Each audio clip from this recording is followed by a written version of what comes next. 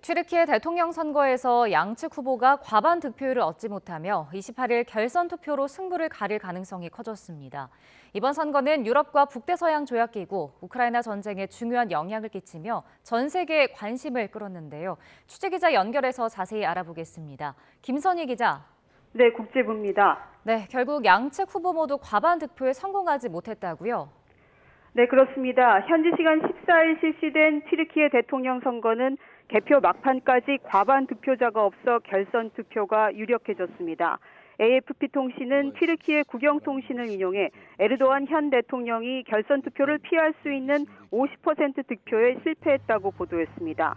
에르도안 대통령은 개표율 90.6% 현재 49.86%의 득표율을 기록했고 야당 후보인 크루츠 다르올루 대표는 44.38로 추격 중이라고 현지 아나돌루 국영통신이 보도했습니다. 에르도안 대통령이 중간 개표 과정에서 51%가량을 유지하며 과반 득표에 성공하는 것 아니냐 했지만 결국 실패할 가능성이 커졌습니다. 선거 직전 여론조사에서는 크루츠 다르올루 대표가 에르도안 대통령을 소폭 앞서고 있다는 분석이 나왔었습니다.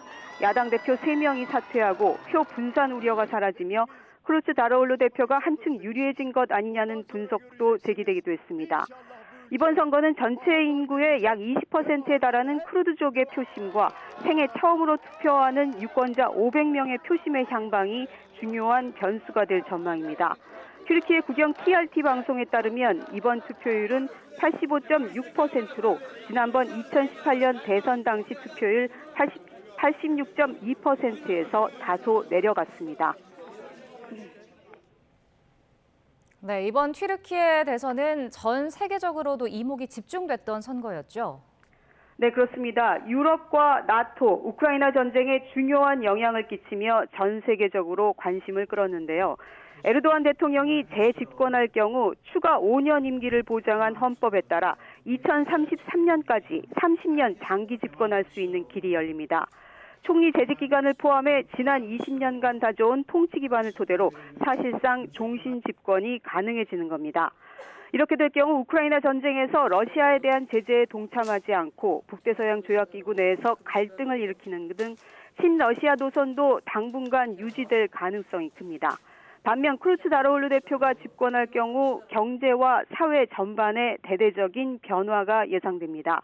당장 파탄 직전의 경제 회복을 위해 물가와 통화 안정에 주력할 계획입니다.